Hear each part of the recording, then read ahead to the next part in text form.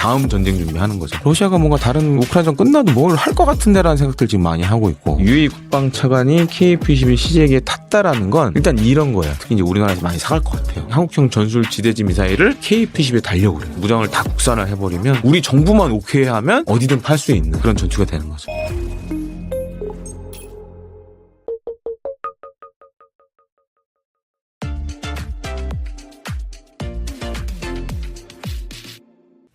그리고 도널드 투스크 폴란드 총리가 2027년에 나토 회원국과 러시아 사이에 대규모 무력 충돌이 발생할 수 있다라고 언급을 했거든요. 네. 뭐 그래서 언론에 따르면 보니까 이미 핀란드와 발트 3국, 폴란드 등 나토 5개국 회원국이 러시아와 이 국경 지대에 맞대고 있는데 군비를 대폭 확충해서 지뢰를 매설할 계획이며, 러시아 역시 이 분쟁 가능성을 대비해서 최신 무기를 비축해 놨다라고 하는데, 실제 이 분쟁으로 치달을 수 있을지 어떻게 보세요? 그러니까 최근 작년부터 올해까지 우크라이나를 잘 보시면 러시아의 해공군 전력들이 잘 안 나타나요. 해군이요? 해군하고 공군 전력들. 그러니까 전투기라든가 군함이 안 보여요. 그래서 이제 유럽 쪽의 안보 싱크탱크에서는 그렇게 분석을 해요. 다음 전쟁을 위해서 아껴두는 거다라는 분석들이 지금 나오고 있어요. 그렇게 따져보면 이 폴란드 총리 얘기가 빈말이 아닐 수도 있다. 그리고 실제로 이제 폴란드도 러시아 내에서 정보 활동을 계속 하고 있고, 발트 3국도 마찬가지고, 뭐 유럽 내 모든 나라들이 이제 러시아 내에서 정보 활동을 공개든 비공개든 할 거 아니에요. 근데 이제 취합을 해보면 러시아가 뭔가 다른 저게 우크라이나전 끝나도 뭘 할 것 같은데라는 생각들 지금 많이 하고 있고, 또 한 가지로 이제 앞서도 설명해 주셨지만은 일종의 이제 국경지대마다 지금 다 요새지대를 만들고 있어요. 근데 이 요새지대에 지금 잘 보시면 뭐가 사용되냐면, 우리 이렇게 바닷가 가보시면 방파제 있죠. 방파제에 보면 이제 테트라포트라고 있잖아요. 약간 이제 뭐 이렇게 다각면으로 생긴 거. 그걸 지금 땅에 깔고 있어요. 그걸 왜 까냐? 이 테트라포트가 전차 장갑차 막는 데는 최고예요. 넘어갈 수가 없잖아요. 부셔버리지 않는 이상 넘어가기 힘들어요. 그래서 지금 이제 테트라포트, 지뢰지대, 요새지대 이거를 지금 발트 3국, 뭐 그다음에 폴란드 이런 나라들이 다 하고 있어요. 왜 하냐? 다음에 또 대상이 우리가 될 수 있다. 그러니까 지금 발트 3국이 제일 위험하고 그다음이 폴란드거든요. 왜냐면 이제 그 벨라루시 쪽에 보면은 이제 칼리닝그라드로 가는 길이 있습니다. 그게 이제 다음 이 분쟁의 대상이 될 수 있다라고 많이 생각하고 있어요. 그래서 이제 폴란드 총리가 그 폴란드 국군회 할 때도 그런 얘기 했잖아요. K2 전차 1000대 뭐 해야 된다. 맞아요. 장기적으로 1000대까지 확충한다고. 지금 우리나라에서 사간 이 K2 전차들이 배치되는 데가 다 거기예요. 그다음에 이제 폴란드 육군도 지금 사단이나 이걸 늘리려고 그래요. 근데 늘어나는 데가 다 그쪽이에요. 그러니까 폴란드가 지금 뭐 K2PL 뭐 현지 생산 다 연관이 있어요, 이거랑. 단순히 이게 우크라이나전이 끝난다고 해서 이 모든 게임이 끝나는 게 아닙니다. 다음 게임이 지금 남아있다라고 다 생각하기 때문에, 그러니까 실제로 이렇게 준비하고 있고, 그러니까 지금 이제 지뢰 얘기도 해주셨잖아요. 맞아요, 네. 그래서 이제 발트 3국하고 폴란드 같은 경우에는 이 대인지뢰 협정에 가입을 했었어요. 그러니까 더 이상 지뢰 우리 안 쓰겠다. 왜냐면 비인도적인 무기다 이게. 그다음에 확산탄, 그리고 클러스터 범이라고 많이 얘기하는데 확산탄하고 이 대인지뢰 관련된 협정에 다 들어갔었어요. 근데 작년부터 다 탈퇴했어요. 그리고 지금 폴란드도 대인지뢰 앞으로 계속 깔 거고 확산탄도 계속 살 거예요. 특히 이제 우리나라에서 많이 사갈 것 같아요. 다 이제 전쟁 준비, 다음 전쟁 준비하는 거죠. 근데 그렇게 계산해 보면 이들 나라들 입장에서는 우크라이나가 계속 싸우는 게 낫죠. 그래서 러시아의 힘을 빼주는 게, 생각을 못하게 빼주는 게 오히려 날 수도 있다라고 생각을 가진 만도 하죠. 자기 손에 이제 피 묻히기 싫은 건데 어떻게 보면 그렇죠. 극단적으로 표현하면. 네. 안 그러면 다음은 폴란드나 발트 3국이에요. 다음 전장은. 그러니까 유럽 입장에서 보면 어떻게 보면 굉장히 냉정한 거죠, 이게. 그래서 계속 우크라이나에 돈이나 이제 무기 지원해주면서 뭐 드론도 만들어서 보내주고 막 이러거든요. 이런 것도 하는 게 다 연관이 있는 거죠. 네. 근데 일각에서는 이제 러시아가 상당히 이제 많이 힘들어한다. 전사자가 12만 명이 넘었으며 이제 부상자까지 합치면 수십만 명이 되고, 오랜 전쟁으로 이제 군수 물자와 인력 경제 상황도 좋지 않은 상황인데, 그래서 이제 북한의 구형 무기도 막 다 갖다 쓰고 그런 상황이잖아요. 러시아가 과연 이 확전할 여력이 있을지, 러시아는 괜찮을까요? 어떻게 보세요? 지금 러시아 경제가 진짜 안 좋아요. 그동안 군수 경제로 버텨왔는데 대표적인 게 그거예요. 우리 집 대출 이자 같은 거 있잖아요. 그게 기하급수적으로 올라가요 지금. 폭발적으로 증가하죠. 러시아 내부에서 국민들. 네. 거기도 다 그렇게 대출 받아서 집 짓고 하는데 네. 이게 지금 폭발적으로 올라가요. 지금 인플레이션 때문에 지금 엄청 높잖아요. 지금 기준금리가. 그게 이제 거기에 당연히 반영이 되겠네요, 진짜. 네. 왜냐하면 이제 그동안은 전시 경제였으니까. 그리고 지금 잘 돌아가는 건 다 뭐 군수 산업밖에 없으니까. 그것도 지금 생산 여력이 안 돼가지고 막 창고에 있는 거 가져와서 재생해서 뭐 다시 전선에 보내고 막 이러는데. 이게 지금 이제 전사자도 만만치 않고, 그다음 경제도 최악이고, 특히 이제 소비재 중심은 거의 이제 망했죠. 그러니까 중국산만 계속 들어가고 있고. 그러니까 오히려 지금 중러 경제 이렇게 보면 중국이 훨씬 많은 이득을 보고 있어요 지금. 그렇기 때문에 이제 러시아도 아는데 러시아 일단 뭐 푸틴이 뭐 제왕이니까 푸틴 마음대로 하니까 어떻게든 가겠죠. 지금 계속 힘들어도 계속 가는 거 아니에요. 저는 내가 봤을 때 이 상태 계속 갈 것 같아요. 내부적으로 뭔가 뒤집어지지 않는 이상. 근데 문제는 다음 푸틴을 대체할 만한 지금 정치 세력이 없잖아요. 그 문제가 여전히 남아 있는 거죠. 네. 북한과 러시아의 관계는 그 전쟁 이후엔 좀 어떻게 될 걸로 보시나요? 그러면 전쟁 이후에도 계속 좋을 것 같아요. 뭔가 결정적 변수가 없는 이상 계속 좋을 것 같고, 또 한 가지로는 지금 이제 북한의 문제가 뭐냐면 북러 관계 가까워졌잖아요. 중국이 이제 하는 게 중국은 이제 불편하죠. 심기가. 이제 요즘 들린 얘기로는 이제 달러 들어가는 걸 다 차단해 버렸다고 하더라고요. 그러니까 지금 북한 내 달러가 굉장히 치솟고 있고. 환율 엄청 높아지고. 그다음에 이제 중국 말고 또 하나의 창구가 이란이었는데 이란도 지금 엉망진창이 됐잖아요 지금. 북한이 상대적으로 이제 힘들어지는 거고. 더 러시아에 의존할 수밖에 없는 거고. 뭐 에너지나 식량 그다음에 뭐 군사 기술 이런 건 받아오지만 현찰이 안 도는 문제가 생기는 거죠. 계속 달러가 안 도는 문제가. 지금 두 군데가 중국은 묶어버렸고, 그다음에 이란은 엉망진창이 됐고, 더 러시아에 대한 의존도가 이제 높아지겠죠. 그리고 아마 이제 어찌 됐든 휴전이 되든 평화협정이 됐든 재건 사업 한다고 실제로 지금도 러시아에 나가 있어요. 많은 그 북한 노동자들이 뭐 블라디보스토크나 이런 건설 현장에 지금 나가 있어요. 그래서 그런 걸 통해서 또 외화벌이 하고 있고. 그래서 장기간 아마 이제 굉장히 좋은 상황이 오지 않을까. 제가 한 10년 이상. 과거에도 이제 소련과 북한의 관계가 그랬거든요. 네. 좋았다 나빴다 했거든요. 그게 근데 보통 보면 한 10년 정도 가고 했거든요. 그런 게 다시 온 것 같아요. 그래서 계속 아마 향후에도 뭔가 누군가가 대체 수단이 없는 이상에는 북러 관계는 계속 갈 것 같다. 그다음에 이제 얼마 전에 또 김정은이 전사자 뭐 맞아요. 하고 했잖아요. 유해 막 오면 막 이렇게 해서 막 하고 인공기 막 덮어주고. 그러니까 그거 보면 이거를 굉장히 북한 입장에서 봤을 때는, 그러니까 김정은의 입장에서 봤을 때 성스러운 전쟁을 보는 것 같아요, 뭔가. 그렇게 약간 포장을 해 가는 거죠, 사실. 그런 식으로 이제 계속 대러 관계를 이끌고 가려는 것 같아요. 여기 이제 향후에도 할 말은 있잖아요. 니네 어려울 때 우리가 도와줬잖아. 그렇죠. 네. 그러니까 그걸로 계속 이제 러시아 관계 이어가지 않을까 이렇게 보고 있습니다. 이번엔 좀 K방산 얘기 좀 해보자면요. 최근 UAE 국방차관이 KF-21 시제기에 탑승해서 이영수 공군참모총장과 함께 우정 비행을 실시해서 눈길을 끌고 있는데 이 개발 단계에 있는 KF-21 시제기에 외국 고위 인사가 직접 탑승한 것은 매우 이례적이다라는 평가를 받고 있어요. 이번 KF 체험 비행이 바로 이 K방산 패키지 수출로 이어질 가능성이 있을까요? 제가 최근에 개인적으로 좀 해외 컨설팅 업체에서 연락을 많이 받아요. 진짜요? 네. 어떤 그런 내용으로요? 특히 이제 우리나라 이제 방산 업체 관련된 걸로 문의가 많이 와요. 그래서 이렇게 인터뷰를 해줄 수 있냐, 뭐 시간당 얼마를 줄 테니 인터뷰를 해줄 수 있냐, 이런 게 많이 와요. 근데 그런 이제 국내 방산 업체 중에 하나가 한국항공우주산업, 지금 KF-21을 만드는 카이도 많이 좀 물어보더라고요. 그래서 요즘에 보시면 이제 이게 UAE 국방차관이 KF-21 시제기에 탔다라는 건 일단 이런 거예요. 우리 관심이 있어. 그리고 제가 알고 있기로는 우리가 한 23년도부터 우리 정부와 카이가 UAE의 KF-21 브리핑을 한 걸로 알고 있어요. 그때부터 이제 브리핑을 계속 해왔죠. 그래서 이제 근데 사실은 이제 UAE하고 우리가 23년 1월에 이제 MCX 다목적 수송기를 공동으로 개발하자라는 MOU를 하나 맺었었어요. 근데 그건 요새 얘기가 없어요. 그건 조용해. 네.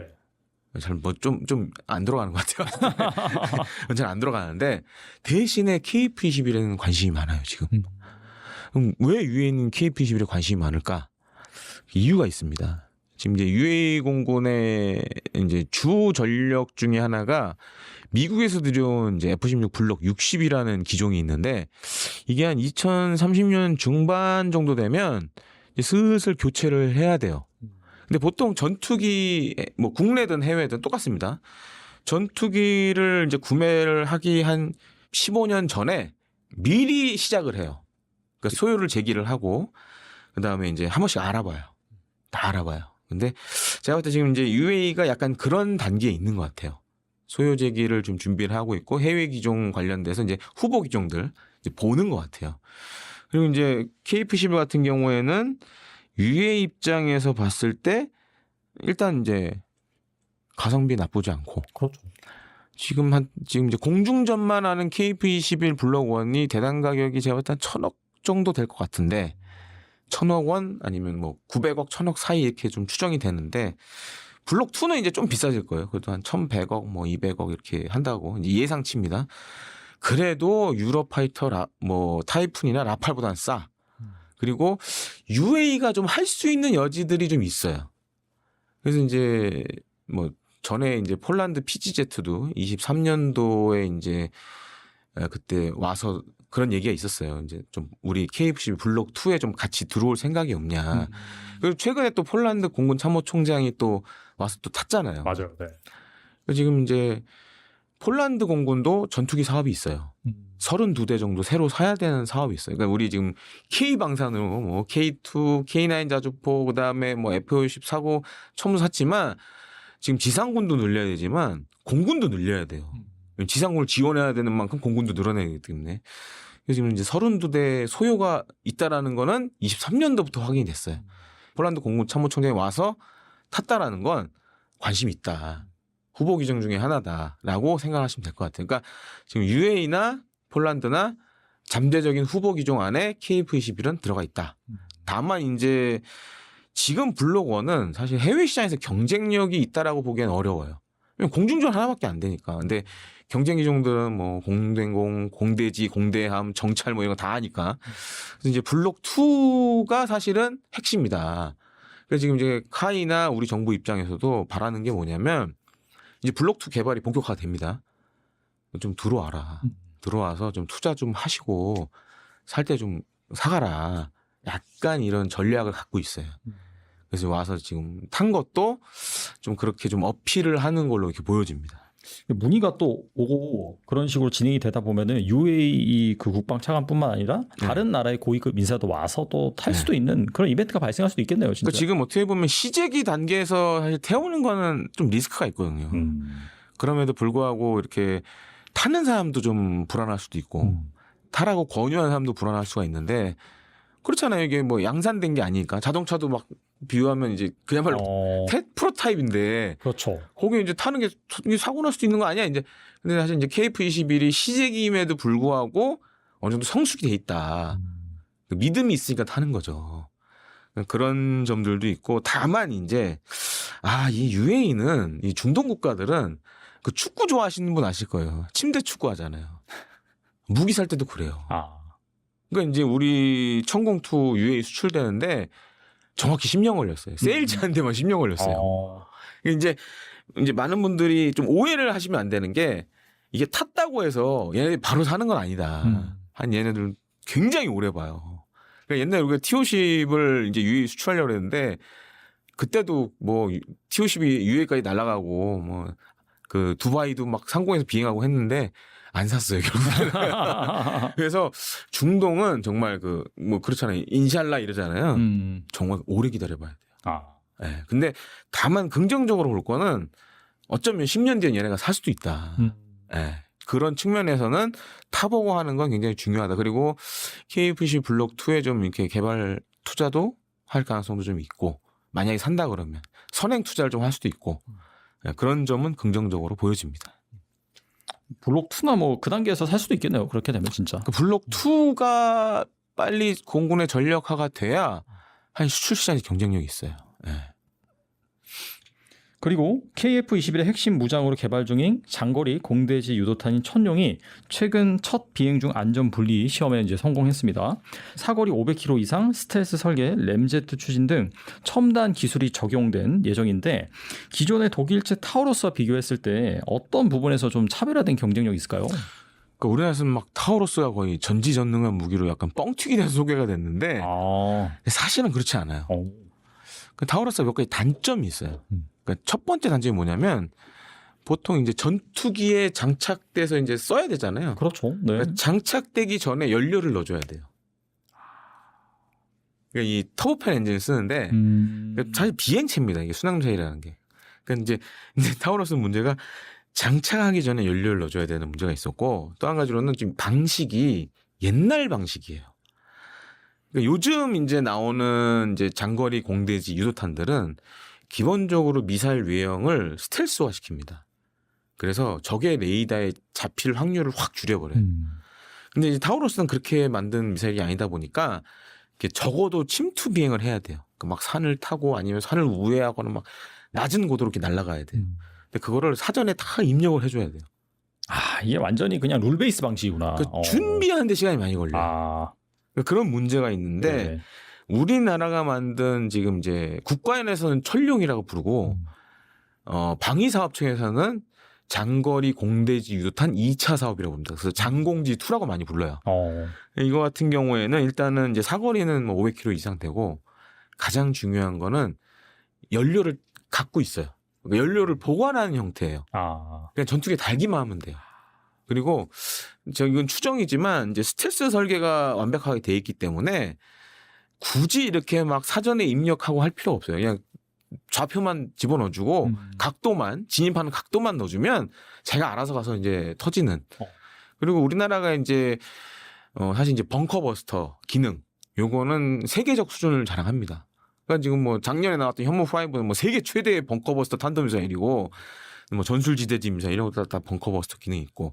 그래서 우리나라 같은 경우에는 일단은 지하 깊숙이 들어가서 열 압력탄이 빵 터지는 형태를 많이 써요. 그러니까 그런 기술이 이제 천룡에 들어가겠죠. 그럼 이제 타우러스 못지않은 관통력과 살상력을 가지고 있고. 그래서 사실은 이게 천룡이 중요한 게 뭐냐면 KF-21은 전투기잖아요. 싸우는 무장이 전투기 성능만큼 중요해요. 그래서 이게 있으면 사실 이제 수출할 때 도움이 많이 되죠. 그러니까 지금 이제 프랑스 뭐 라팔이나 유로파이터 타이푼도 그래요. 타이푼도 우리 타우러스 달아. 뭐 라팔은 우리는 스톰 섀도우 뭐 스칼프 이지 달아. 장거리 타격이 가능해. 그런데 우리 KF-21도 천룡이 이제 장착 전력화가 되면 그렇게 이제 수출 시장에서 세일즈 포인트가 되는 거죠. 그래서 그런 측면에서 굉장히 중요하다라고 할 수 있겠습니다. 이 공대지 미사일을 자체 개발한 국가도 많이 없죠? 결과적으로. 많이 없죠. 근데 그리고 이제 또 한 가지 지금 하려고 하는 게 최근에 잘 보시면 이제 극초음속 미사일이 전투기 많이 이제 달릴 예정입니다. 그래서 지금 이제 KF-21도 뭐 이제 모 의원실 바로 나왔지만 그 우리가 이제 폴란드에 수출한 미사일이 하나 있어요. 한국형 이제 전술지대지 유도무기라고. 근데 얘는 이제 수출명이 CTM-290인데 사거리 290km짜리 이 지대지 미사일을 우리가 처음 팔면서 폴란드에 같이 수출했어요. 지금 하려는 게 뭐냐면 이 한국형 전술 지대지 미사일을 KF-21에 달려고 그래요. 그러면 사거리가 한 150km 되는 게 전투기에 쏘면 한 2배로 늘어납니다.